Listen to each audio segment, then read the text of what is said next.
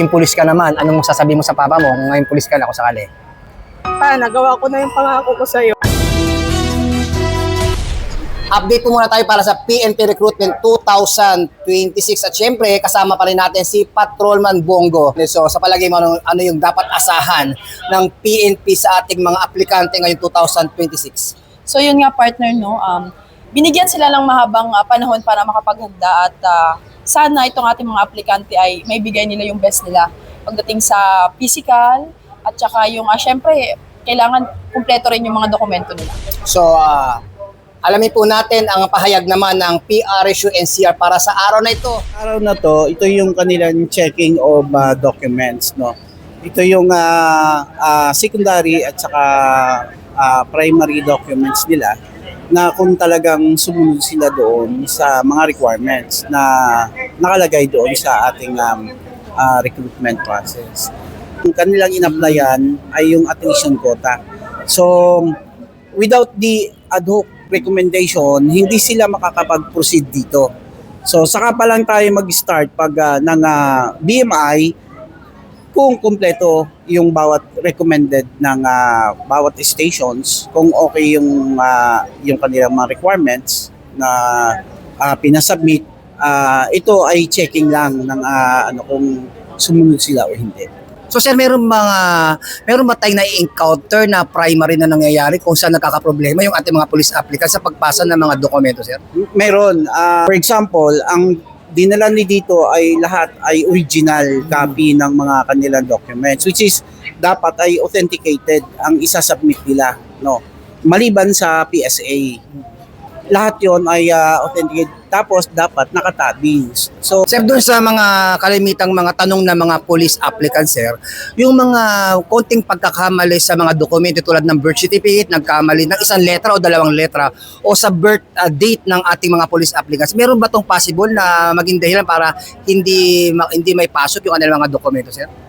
binibigyan naman sila ng chance pag once yung ginamit na lang pangalan ay same din naman doon sa bibigyan sila ng chance na i-apply yun sa local registry. Ito ang announcement sa ating mga police applicants na napakainit, magdala ng tubig, ano dapat nilang gawin, sir?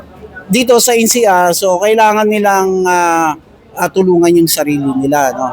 At lahat naman yan ay lalo na pag-start ng BMI natin by Monday. So pinadadala namin sila ng magbaon na sila or magdadala sila ng maraming tubig. For checking of documents lang ito, kailangan binigyan sila ng time kung kailan na pwedeng i-submit. Yung may mga kulang, either bukas or before ng BMI. So, sa araw na to, sir, anong distrito po yung nagpunta, sir? Lahat dito ay from Southern Police District kasi medyo madami sila. So, meron pa tayong bukas, sir? Meron. Every, for the whole week, ito yung ating gagawin. Start tayo ng BMI siguro next week na. No? Pag hindi matapos lahat, medyo magkakaroon ng adjustment. Mag-interview naman tayo ng mga police applicants kung bakit ba ito yung gusto nilang tahakin ang pumasok sa PNP. So, parang ikaw lang dati yan, partner, nung i-interview kita, di ba? Ano ba yung unang sabi mo noon bakit gusto mong mapabilang sa hanay ng Philippine National Police? Siyempre, unang-una, ang pinakang goal ko talaga nun is, siyempre, yung paglilingkod sa bayan. Yan. Number one yun. So, hindi mahal sa buhay.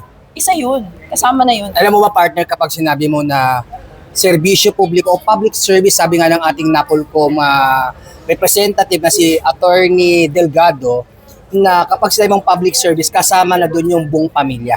Kaibigan, mahal sa buhay. So ayon na rin sa ating NAPOLCOM commissioner na si Attorney Kalinisan, magkakaroon ng mahigpit na proseso ng recruitment. Yun, lalong-lalo na pagdating sa complete background investigation. Bakit gusto nilang maging police? Siyempre, Taga Western Bikutan, Taguig City, sir. SM Bikutan, ang layo mo Yes. lang pala dito. So, anong dila ba't gusto maging police? Sir, unang-una pangarap ko po ito since nung bata pa lang ako. So, Gusto ko pong i-maintain yung public ng peace and order po sa... Okay, ikaw, pang-ilang apply mo na? Sir, good morning sir. Pang-apat na apply. Pang-apat na apply mo na? Opo sir. Ba't di ka pa sumuko? Simula ng 2023 po sir. 2023? Opo sir. Ba't di ka sumusuko? Pangarap ko po talaga maging police sir. Para rin po sa mga magulang ko at sa magiging pamilya ko So, sir. paano kung hindi ka maging police ngayon, mag-apply ka pa rin? Mag-apply pa rin po Ilan sir. taon ka na ba? 27 po, sir. 27, sa bagay, 27 po nung naging pulis ako eh. So, kaya na. Yes, School sir. mo? Thank you po, sir. Olivares College, Parañaque po, sir. Okay, ikaw, taga saan ka? Sir, Taguig, sir. Pangilang apply mo na? Pangatlo na, sir. Pangatlo? Yes, O, sir. sa Taguig. Sa Western Bigutan, sir. Kung may tutulong mo sa PNP kung sakaling pulis ka na. Sir, matutulong ko po sa PNP is yung pagiging creative ko po. Mhm. And I have also a technical skills na makakatulong po bilang police applicant or police pagdating ng araw, sir. Okay, o. Ikaw, taga saan ka? Taguig, sir. Taguig siya sa Taguig. Sa Santa Ana. May asawa na? Wala pa po. Pangilang apply na? Pang-7. 7! Lah, 7 apply na, hindi pa rin sumusuko. So ano nagbibigay siya ng lakas ng loob para hindi sumuko sa pag-apply bilang sa pulis? Inspiration ko po, sir, yung pamilya ko. 10 po kasi kami magkakapatid. 10. Pangilang ka? Pang-7 po. Pang-siyam? Ako. Yung tatay ko po kasi dating barangay tanod. Sa yung may kapatid po kong abogado at sundalo po. Yan. So anong mensahe mo? Anong inspirasyon mo sa mga police applicants na unang apply pa lang, dalawa sumusuko na para at least tulungan mo silang abutin yung kanilang pangarap yan.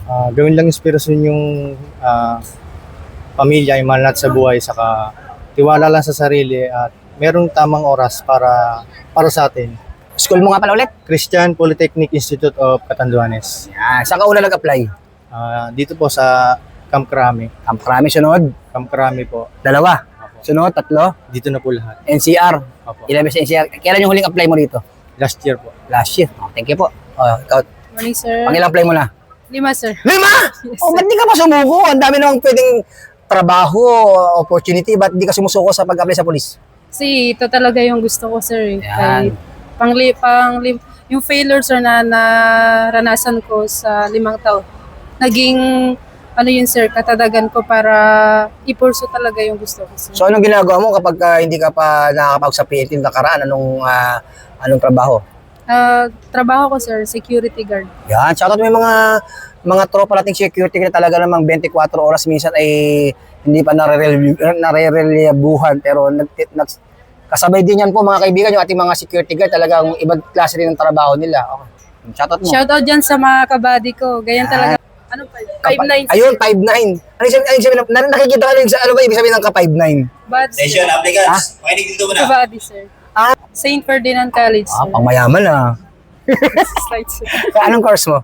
B-scream, sir. Yan, ikaw anong course mo naman din? Bachelor of Public Administration, sir. So, meron ka bang naging ibang trabaho baliban sa pag-apply mo bilang pulis?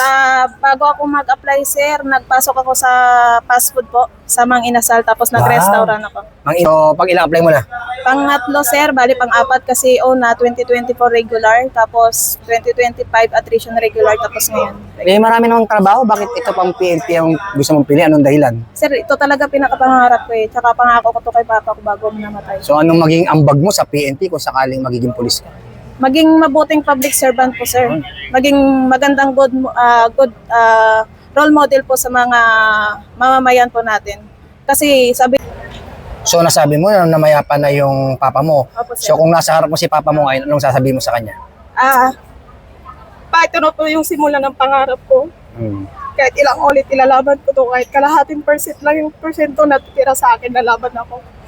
So, kung magiging pulis ka naman, anong sasabihin mo sa papa mo kung ngayon pulis ka na kung sakali?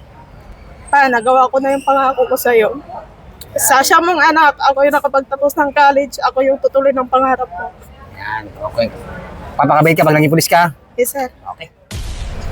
Mula po dito sa NCRPO Camp Bagong Diwa, Bikutan, Taguig City at sa ngalan po ng aming Regional Director ng NCRPO, Police Major General Anthony Ebrin. At sa aming butihing Force Commander ng Regional Mobile Force Battalion ng NCRPO, Police Colonel Celso M. Rodriguez. Kami po ang inyong Police News Network Correspondent. Ako po, si Police Chief Master Sergeant Mauricio Bonilla Ruiz. At Patrol Woman Maria Danica Bacalso Bungo.